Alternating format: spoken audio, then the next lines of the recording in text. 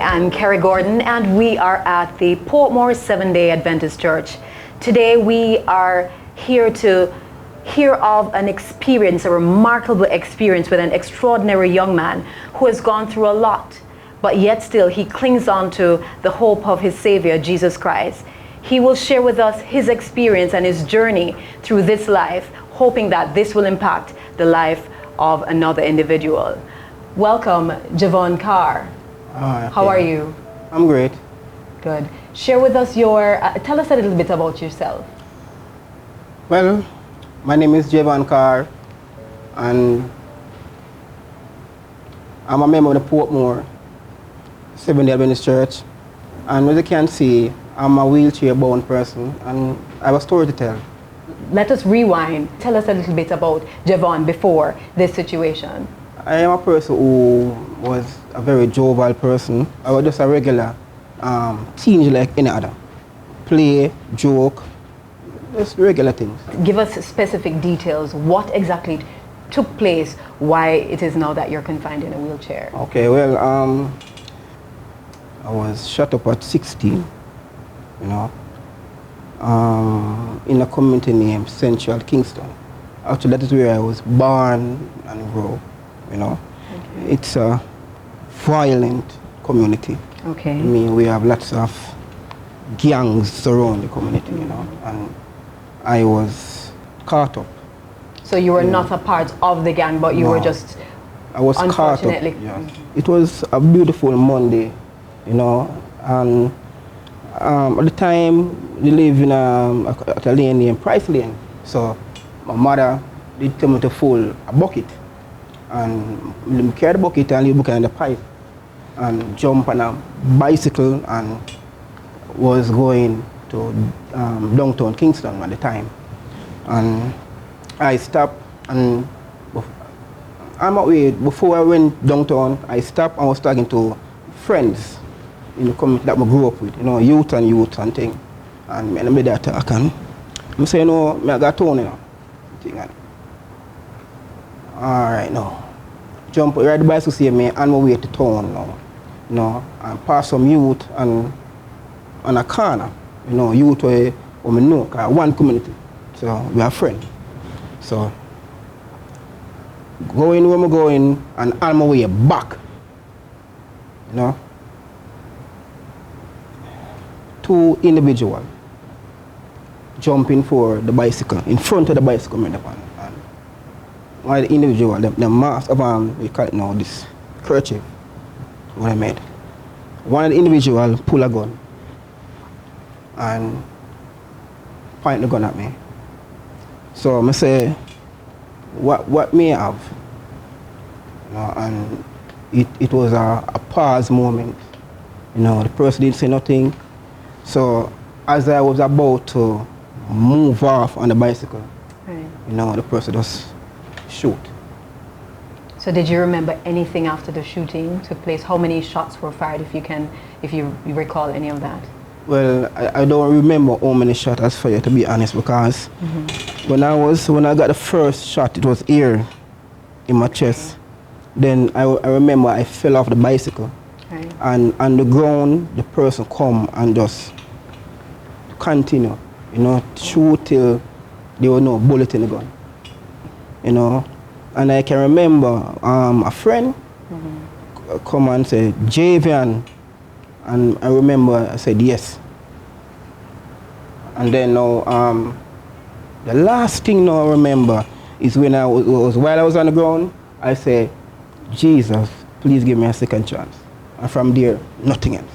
So the only thing at that time that you could imagine to do was to ask God to give you a second chance. So were you a Christian before?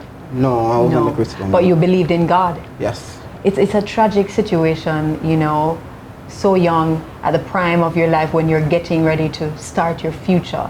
And this happened to you. Tell us now, your life has changed drastically. Let us have a view now of what your life was with this major change. Wow. Well, after I was shut up, brought to the hospital, I spent about a month at KPH, Wow. Kingston Public Hospital. Then it was actually at the KPH hospital that this anger coming to me. There was this rage, because I remember the doctor would come on by the patient bed, and you know that them change shift. So you have one that will come on, and the other will say, look, you know, this person has been gunshot, been shot, Up, right. yeah, and a bullet has landed in the spine, so it's paralyzed. So me are paralyzed, and I know what I mean at the time. Okay. Because me just figure say, me just say they are lay down, and I remember there was a tube here, so. Right, okay. I mean, yeah, there was in my nose a tube, and there was a huge buckle on the side of the bed right there, on the ground. And I remember you oxygen to my nose, and this tube in my side right here, actually, I remember when I glanced to the side, and I see blood in the buckle, you know what I mean? And that was the, you know, when the reality hit me, because I was trying to get up. Oh. You know what I mean? To get up, because my back feel tired. So more ease up a little, so I can turn on the side here, but when I turn now, you see the tube, and I realize that there's no feelings in my feet, and wow, it was bitter. When you woke up realizing that you're in the hospital, do you remember the whole incident taking place? No, you didn't. When I was at the hospital, Right. you know, and I cannot remember how much days, but I can remember that at one time, my mother Right. come in. I don't know if it was a day after or two, I really don't know. But I was in the ICU, the intensive care unit, and I remember when I wake up and glance my mother and go back into this unconscious state. You know? Yeah, so. So your parents, I can only imagine how devastating your parents would have felt knowing that. Are you an only child, or? No, I'm not the only child. Okay, but, well, at the time, I was living with my two sisters. Was young at the time. Right. I was older than one. I was 1 year older than the other, and the other was young. I mean, and living with a mother and father, both parents, Right. two siblings. You know what I mean? So at the time, it was devastating for everybody. You know, Okay. my mother really Took it hard. feel much worse than my father. Yeah, because, you know, she me always said, I say, I want to be a police. Okay, you want Yeah, to. and she always love when I tell her that, and she always encourage me and push me and say, yeah, man, be policeman and thing, you know. Okay. But come and see her son in the condition, you know. So devastating. All right, really sorry to hear of that. But tell me something, Jevon. The fact that you had mentioned that you were angry in the hospital, who were you angry with? I remember when I was on the ward, you know, and you know, normally I have some Christian people come on the ward from time to time and give prayer and give a word of advice. And there was this lady who come out bed, you know, and she was saying that Jesus is good, and you know, and I said to the lady, look, if Jesus is good enough, there's right up on the bed. You know what I mean? So I can say I was angry at God for my injury. Despite the fact that you asked him to give you a second Yes. chance and you woke up in the hospital Yes. realizing that you had life, Yeah. from your anger into you becoming a Christian. So that same person you were angry with, you were now a fervent soldier in his army. Tell us a little bit about that. Well, I was discharged. Before I leave KPH, Yeah. then I was admitted to Mona Rehab Oh, okay. for 2 years. 2 years, that's a long time. Yes. At Mona Rehab, a lot happened. I mean,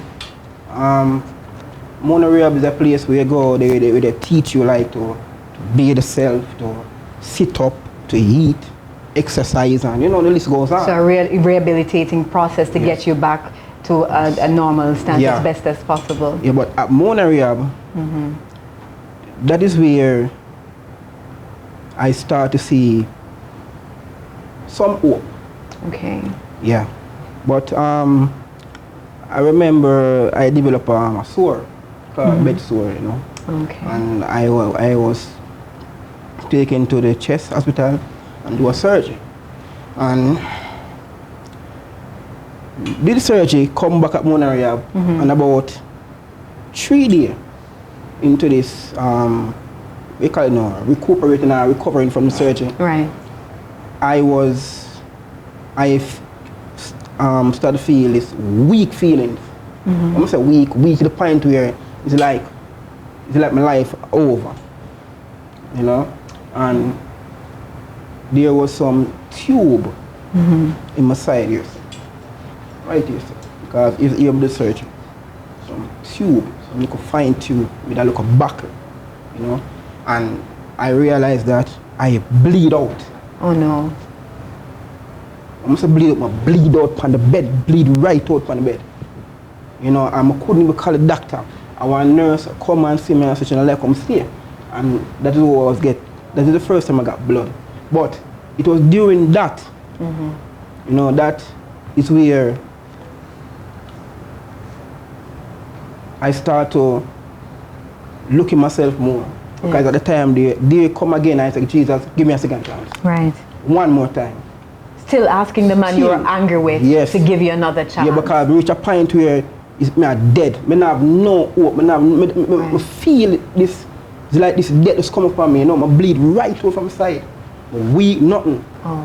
So did you hear a voice responding to you? Yes. Tell us a little about that. Well, it was a night. Okay. You know, it happened at the night, and it was the same night that they gave me blood. You know, and a patient beside me by the name of Palmer, you know, he have a little small Bible. Yes. So, I tell him something about the Bible. I don't know nothing about Bible and read Bible and something. But I take the Bible and I open the Bible. The Bible comes to the first Psalm, Psalms 23. 23. Yeah.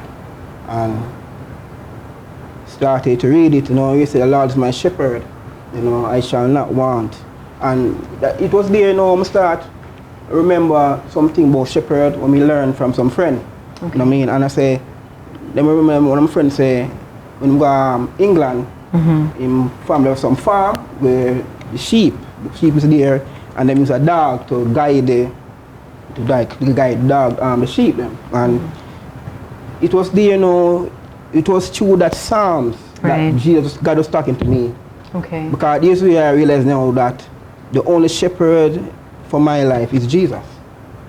You know, because he's the only one I can depend on, and that bring me back to when I was shut up. I see what you mean. Him answering your request of giving you asking for a second chance. Yes. So your anger went from your emotion went from being angry into falling in love with Jesus. Yeah. Because reading the Psalms 123, the Lord is my shepherd, I shall not want. He maketh me to lie down in green pastures. And I keep on quoting these Psalms over and over, and it's like God just keep on bringing things into place. You know? And it was so amazing that I said, "Whoa, but I'm angry with God." And it was, as I say, it was right there. God take me back to when I was shut up at 16 on the ground. It's like I just see myself there, and God was saying, "Look, I am the God who spare your life there, so let me be the shepherd of your life. Let me lead out in your life." And it's there, so the change actually start. All right. Mm-hmm. So it's an amazing story. Simply amazing. Let us fast forward. So you got shot up. You were in the hospital for quite a while. Yeah. You recovered, and now here you are. At what point in time did you decide that you're going to take that stand, professing your faith, baptized, and then walking in the newness of God's light? Okay. What age were you at that time when you decided to make that change? It was 2007. 2007, yeah, about. So you're about what age at that time? I was shut up in 2000. I was shut up at 16. So between 2000 to I would say that would be about 23. 23, yeah. Okay. I was discharged from Mona Rehab. Okay. Yeah. And this is how now I come into Portmore. Even Portmore, because my father had moved and come live at Portmore. And they did have cable. Okay. Yeah. I am a person who was not very sociable in my community. Before the incident or after? When I come to Portmore, Portmore. I was not a sociable person. Okay, I see what you mean. I was a person who was locked in myself in the house. No friends, nobody. Me just stay. Me no ask nobody nothing. So was this a result of the situation that took place of you now being confined in a wheelchair because of that injury? Is it that you shunned the world because of your situation? Yes. The fear of them, knowing me and me knowing them, and that's why I'm not doing the people body. But you have gotten over the fear, obviously, yeah, because you're out. Yeah, and that is where it started. It started now because my family have cable. All right. And before that, I used to study with the Jehovah's Witness people. They used to come by there, But then I started to watch the 3ABN channel. Okay. Yeah, and that is where my life was transformed. I remember I was just laying on the bed and watching a man by the name of John Carter. Okay. And 3ABN, and he was preaching on John 3:16. Okay. Yeah, for God so loved the world, Right. And he presented in such a way that it brings tears to my eye. That is where I really know how much God really loved me. Yeah. That is where I start to understand what salvation is all about. Yes. And it was actually that Thursday night, and then I pray. I say, God, forgive me for every sins that I have done, that I have committed, and direct me to the church. Was this your first church, on you deciding that you were going to take that full walk into Christianity? How did the Spirit of God direct you to this church, the Portmore Seventh-day Adventist Church? The Spirit of God was so, it's like it was pushing me. It's like, come on, know the time. And you knew it was God. Yes. And he was saying, know the time. I'm just going to take it a moment. I come and say, Tommy, go and find the nearest Adventist church near my yard, near Nagohead, and tell them, say, I have a brother in a wheelchair and he want to come there. Amen. That is an amazing. And that was where I met Sister Francis. And from there, so it just been a journey. Jesus is everything, Definitely. You don't have, there's nothing that you should be worried about in this life, because Christ came and do it all for everybody. You know what I mean? When time you like persons like myself, you know what I mean, let emotion and self take them over. Yes. It's the devil who does put this doubt in us. Make us want to give up on life, and just make us just want to go on and move on to other heights. Right.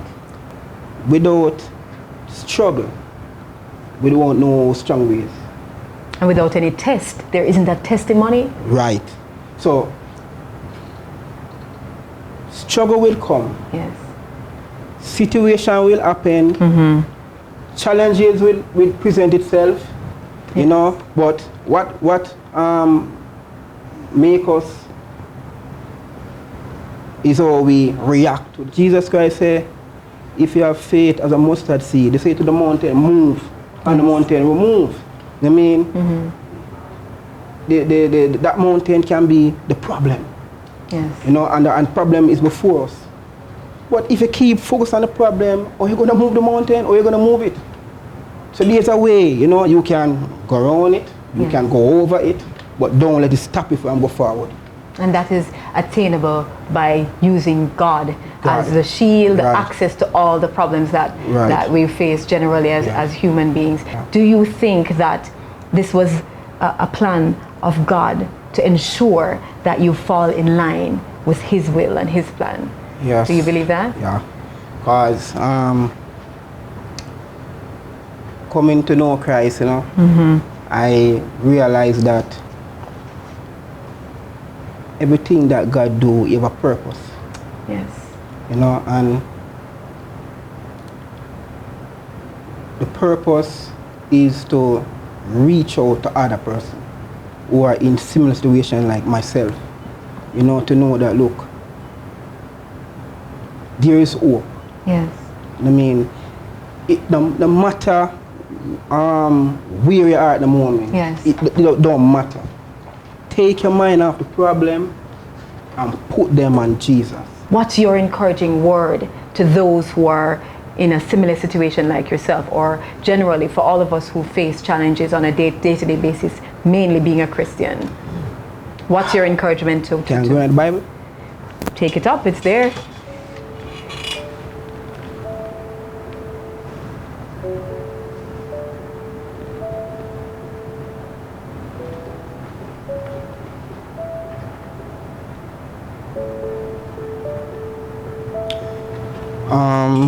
Matthew chapter 11 verse 28 yes, and 29. Christ said,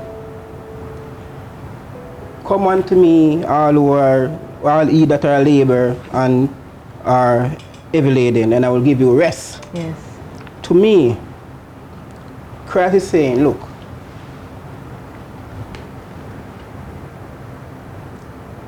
you don't have to carry the burden that you are having or that you are carrying at the moment. You don't have to. That burden can be laid upon Christ. Give Him that burden. All you want to do is just take that burden from you, and He will give you that rest. That rest is from stress. It's from depression. It's from everyday challenges that affect each and every one of us. Yes. Christ is saying, bring them to Him. He will deal with them. You don't have to worry about them. Stop focusing on them. Yes. Christ say, look, take my yoke. Isaiah 43 verse 1 and 2, and it says, "But now thus saith the Lord that created thee, O Jacob, and He that formed thee, O Israel, fear not, for I have redeemed thee. I have called thee by thy name. Thou art mine. When thou passest through the waters, I will be with thee. And through the rivers, they shall not overflow thee. When thou walkest through the fire, they shall not be burned. They shall not be burned. Thou shalt not be burned, neither shall the flame kindle upon thee." God never promised us a smooth life in this world. You know? The storms of life will come upon every one of us. But we have to trust God to take us through the storm. And reading this, claim God's promise, trust Him at His word, and believe what Him said. Just one thing, don't focus on what is going on around you. Don't focus on the problem, the situation. Focus on Jesus that is carrying you through. Focus on you keep pressing on through it. Focus on you keep going despite how challenging it might be, just keep going. And one day to come, amen, everything will make a difference. You sound like a preacher. So you're a member of the Portmore Seventh-day Adventist Church. I'm assuming that you're feeling warm being here because you've been a member for quite a long time. Yeah. How do you use your story? How do you use your experience, to minister to souls out there? Because all of us are called to do a job for the kingdom, yeah, right? Despite our challenges or restriction. What do you believe your calling is? What's your gift? What's your talent? What ministry do you part partake in as a Christian? For me, personally,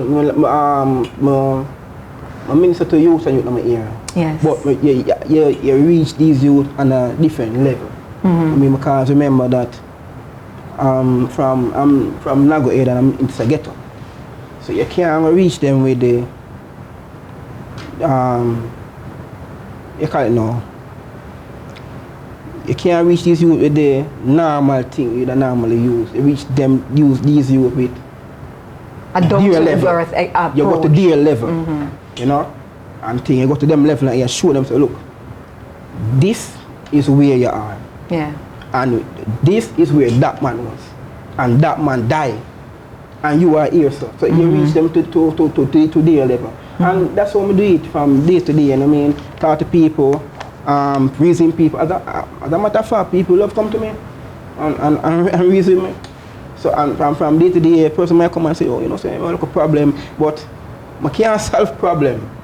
What I normally do is just point them to the situation and make them make a choice from there. So. Mr. Carr, I'm truly inspired. If you don't call this inspiration, I don't know what is. All right. I just want to have a quick look here on Romans 5, verse 3 to 5. Let me find that real quick and read what it says. 3 to 5, and it says, and not only so, but we glory in tribulations also, knowing tribulations worketh patience, and patience experience, and experience hope. And hope maketh not ashamed, but the love of God is shed abroad in our hearts by the Holy Ghost, which is given unto us. I can see the Spirit of God shining through you, the way how you speak. Yeah. I know that you have a one-on-one personal relationship with Jesus Christ. Yeah. So with the earth made new, right? No more heartache, no more pain, no more suffering, no more physical challenges, no more physical disability or spiritual disability as we are in a sinful world. What are you most looking forward to in New Jerusalem, the new earth, the earth made new? What are you looking forward to, separate and apart from seeing your King? What are you most definitely looking forward to? Well, I'm looking forward to